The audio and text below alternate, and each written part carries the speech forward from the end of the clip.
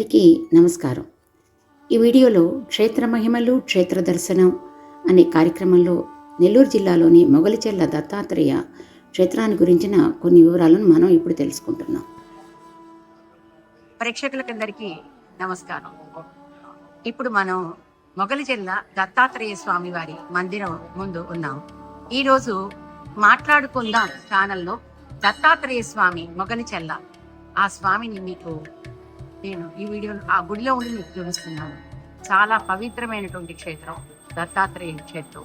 ముందుగా మనం వినాయకుడిని దర్శనం చేసుకుందాం.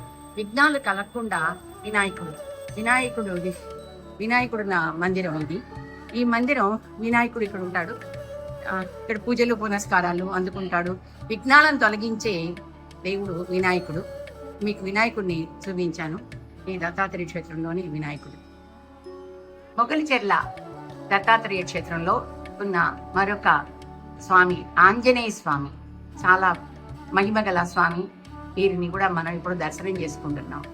మొగలిచెర్ల ఇది ప్రధాన ద్వారంకి అటు ఇటువైపులు ఉంటాయి. అటు వినాయకుడు, ఇటు ఆంజనేయ స్వామి. ప్రధాన ద్వారం పక్కనే ఉన్న ఆ స్వామిని కూడా ఇప్పుడు మనం దర్శనం చేసుకుంటున్నాము.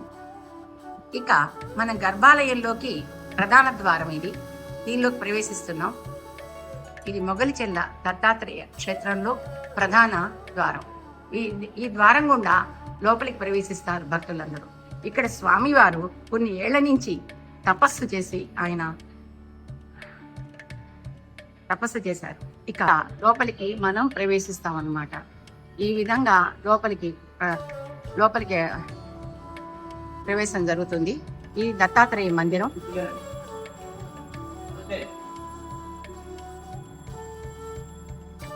ఇక్కడ రోజు అన్నదానం కార్యక్రమం చాలా చక్కగా జరుగుతుంది. ఎంతో మందికి ఇక్కడ అన్నదానం అనేది జరుగుతూ ఉంటుంది. ఎంతో మంది భక్తులు మా దేశ నలుమూలల నుంచి కూడా వస్తున్నారు. ఒకానొకప్పుడు ఈ క్షేత్రం ఒక చిన్న గ్రామంగా ఉన్నది. ఇప్పుడు మహాక్షేత్రంగా అవ్వటం చాలా గొప్ప విశేషం. తర్వాత ఇప్పుడు మనం షిరిడి సాయి మందిరానికి వచ్చేసాము. షిరిడి సాయిబాబా, ఈ లోపల షిరిడి సాయిబాబా మందిరం. ఈ మందిరంలో సాయిబాబా అనే ఉంది.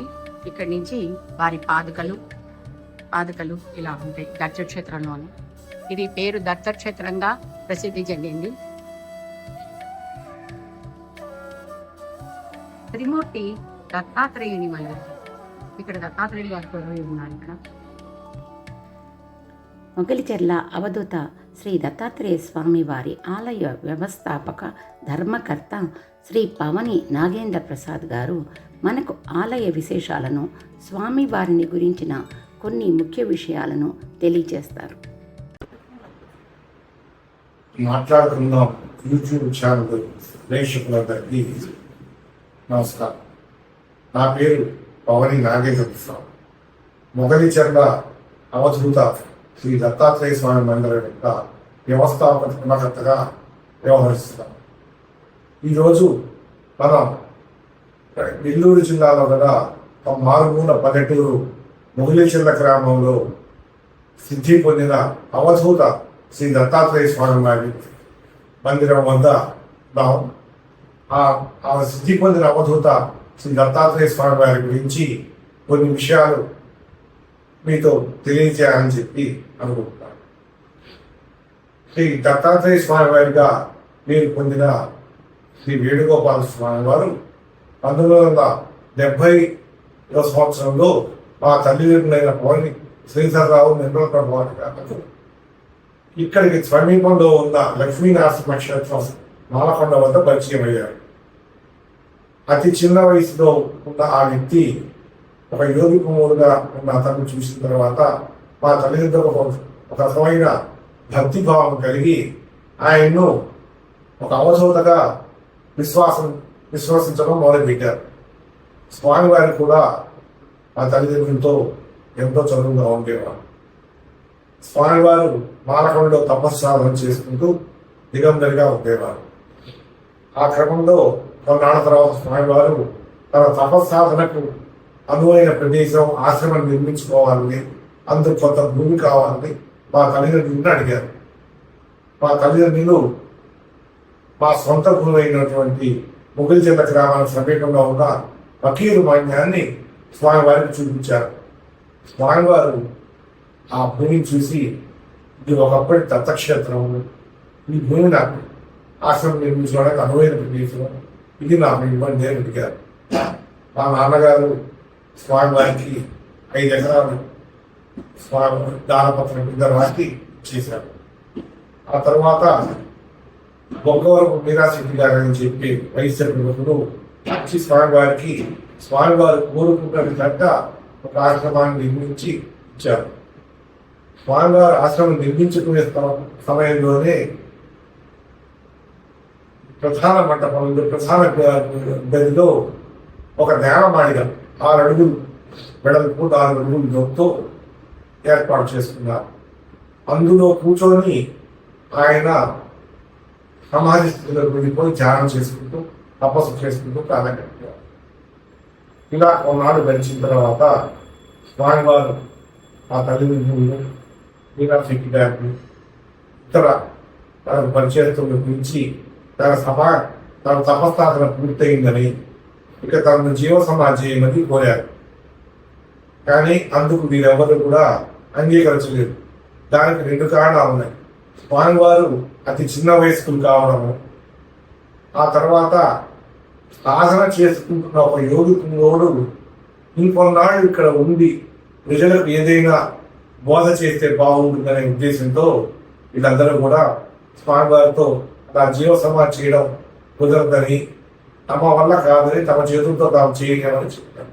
అప్పుడు స్వామివారు తనకు భగవంతుడు ఇచ్చిన ఆయుష్ పూర్తయిందని, కనుక తను వెళ్ళిపోవాల్సిన సమయం ఆసన్నమైందని, తనను జీవ సమాధి వీరు చేయలేకపోతే నేను నా ఏర్పాటు చేసుకుంటాను అని చెప్పి వైశాఖ శుద్ధ సప్తమి 1976 సంవత్సరం మే 6వ తారీఖు వైశాఖ శుద్ధ సప్తమి నాడు హఠయోగం బట్టి తనకు తానే కపాల మోక్షాన్ని పొంది శివైక్యం చెందారు. స్వామివారు శివైక్యం చెందిన తర్వాత స్వామివారి పార్థివ దేహాన్ని వారు నిర్మింపజేసుకున్న నేలమాళిగలోనే భద్రపరిచి పైన బృందావనాన్ని ఏర్పాటు చేశారు.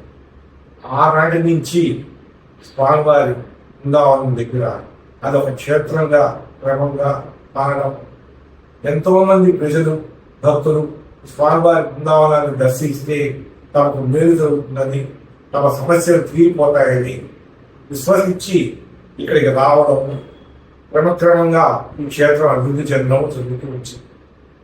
ప్రస్తుతం ఇక్కడ నిత్యాన్నదానం, తర్వాత వచ్చిన భక్తులకు వసతి ఏర్పాట్లు అన్నీ ఏర్పడ్డాయి. వీటన్నిటికీ కూడా కారణం ఆనాడు స్వామివారు ఈ స్థలాన్ని ఎంచుకొని ఇక్కడ సిద్ధిపోయినారు. ఎంతో మంది భక్తులు తమ సమస్యలు, అంటే సమస్యల్లో కూడా కొంతమంది సంతానం లేని వారు సంతానం కలిగిందని, దీర్ఘకాలిక వ్యాధులు ఉన్నవారు వాళ్ళ వ్యాధులు నయమయ్యాయి, ఆర్థిక సమస్య నుంచి బయటపడ్డామని, ఇలా రకరకాల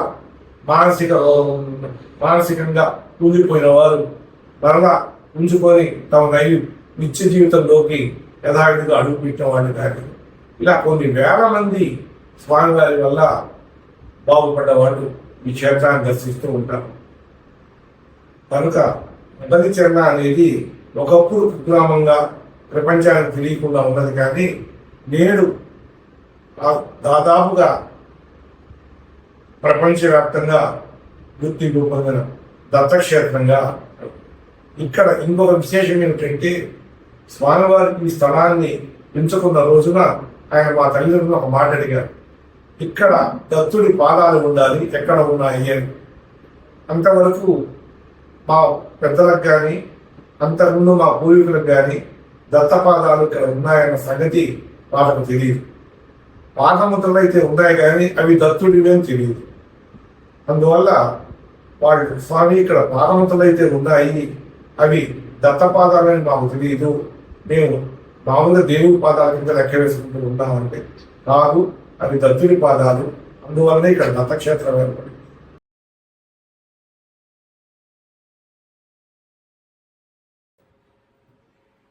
ఇది ప్రధాన మొగలిచెర్ల దత్తాత్రేయుడు వారి స్వామివారి సమాధి మందిరం అక్కడ ఉన్నాం మనం ఇప్పుడు. ఇక్కడ అర్చక స్వాములు వారు ఉన్నారు, దేవాలయంలో ఉండే అర్చక స్వాములు వారు మనకి ఈ స్వామివారిని గురించిన అద్భుతమైనటువంటి మాటలు, చక్కటి మాటలు మనకి చెప్తారు. వాటిని వారి మాటల్లో మనం విందాం. స్వామివారు మొగలిచెర్ల దత్తాత్రేయ స్వామి వారిని గురించిన కొన్ని మాటలు మాట్లాడుకుందాం. ప్రేక్షకులకు నమస్కారం అండి. మొగలిచెర్ల శ్రీ దత్తాత్రేయ స్వామివారి మందిరం నందు ఈరోజు ఆలయ విశేషాలతో మనం ముందుకు సాగుదాము. స్వామివారు కపాల మోక్షం ద్వారా సిద్ధి పొంది సమాధి చెందారండి. అయితే స్వామివారు మొట్టమొదటిగా చెప్పుకోవాల్సిన విషయం ఏంటంటే, స్వామివారు ఒక దిగంబర అవధూత. స్వామివారు మాలకొండలో తపస్సు చేసుకొని అక్కడి నుంచి ఈ యొక్క మొగలిచెర్ల క్షేత్రానికి వచ్చారు. ఇక్కడ స్వామివారు నిర్ణయించుకున్నటువంటి ప్రదేశం అంటే ఈ యొక్క ప్రదేశం పూర్వంలో ఇక్కడ ఒక దత్తపాదుకలు ఉన్నాయన్నటువంటి ఆనవాళ్ళు ఉన్నాయి. అదేవిధంగా స్వామివారు ఎక్కడైతే పాదుకలు దొరికినాయో అక్కడ స్వామివారి నేలమానికి తీసుకొని ఉన్నారు. ఈ సమాధి యొక్క పైభాగము ఒక లోపల భూమి లోపలికి 6 అడుగులు నేలమాలిక ఉంది. నేలమాలికలో లోపల స్వామివారు కూర్చొని పైన ఒక చెక్క వేసుకొని తపస్సు చేసేవాళ్ళు. కొంతకాలం ఆ విధంగా చేసిన తర్వాత స్వామివారు వాయు దిగ్బంధనం చేసుకొని యొక్క కపాలం నుంచి ఆత్మను వదిలేశారు. ఆ విధంగా స్వామివారి కపాల మోక్షం ద్వారా సిద్ధి పొంది సమాధి చెందారు. అదేవిధంగా ఎక్కువగా ఇక్కడ శని ఆదివారం విశేషమైనటువంటి భక్త జనాలతోటి కోలాహలంగా జరుగుతూ ఉంటుంది. ఎందుకయ్యా అంటే శనివారం రోజు స్వామివారు మాలకొండకి వెళ్తారు. అదేవిధంగా మాలకొండ శనివారం రోజు సాయంత్రం 6 గంటలకు మూసేసిన తర్వాత ఇక్కడ 7 గంటలకి స్వామివారి పల్లకి సేవ ఉత్సవం జరుగుతుంది. దీని అర్థం ఏంటంటే, స్వామివారిని మాలకొండల నుంచి మొగలిచెర్ల క్షేత్రానికి పల్లకిలో ఊరేగించుకుంటూ తీసుకొచ్చిన విధంగా స్వామివారి 7 గంటలకి పల్లకి సేవ ఉత్సవం జరుగుతుంది. అదేవిధంగా శనివారం సాయంత్రం భక్తుల కోలాహలంతో భజన జరుగుతుంది. అదేవిధంగా శనివారం రాత్రి ఎక్కువగా దాదాపు ఇంచుమించు 1000 నుంచి 1500 మంది ఇక్కడ నిద్ర చేస్తారు.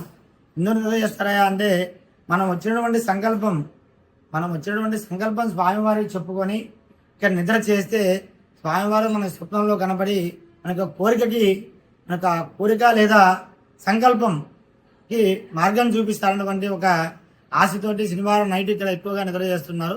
శనివారం అనే కాకుండా మిగతా అన్ని రోజులు కూడా ఇక్కడ నిద్ర చేస్తే చాలా మంచిదని చెప్పి స్వామివారు చెప్తూ ఉంటారు. స్వామివారు చెప్పిన నియమం అన్నమాట అది.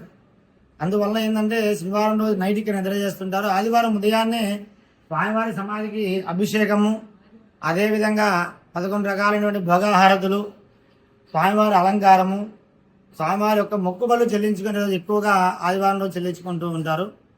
అదేవిధంగా ఇక్కడ తేలు కుట్టినా పాము కుట్టినా స్వామి యొక్క దీపారాధన యొక్క వెలుగు ఇక్కడ పూస్తే ఇక విషం అనేది తొలగిపోతుంది, చాలా ఆరోగ్యవంతులుగా తయారవుతారు.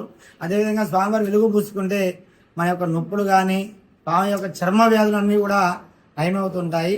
ఇక్కడ ఎక్కువ సంతానం లేని వాళ్ళు, ఆరోగ్యం బాగలేని వాళ్ళు, ఇలా గాలి ధూళి చేష్టాలు ఉన్న వాళ్ళు, ఎక్కువగా ఆర్థికంగా దెబ్బతిని కోలుకోని విధంగా ఉన్నటువంటి వారు ఇక్కడికి వచ్చి స్వామివారి దగ్గర నిద్ర చేస్తే స్వామివారికి మంచి మార్గాన్ని చూపిస్తారన్నటువంటి ఒక సంకల్పంతో ఎక్కువగా ఇక్కడ నిద్ర చేయడం అనేది విశేషంగా జరుగుతుంది.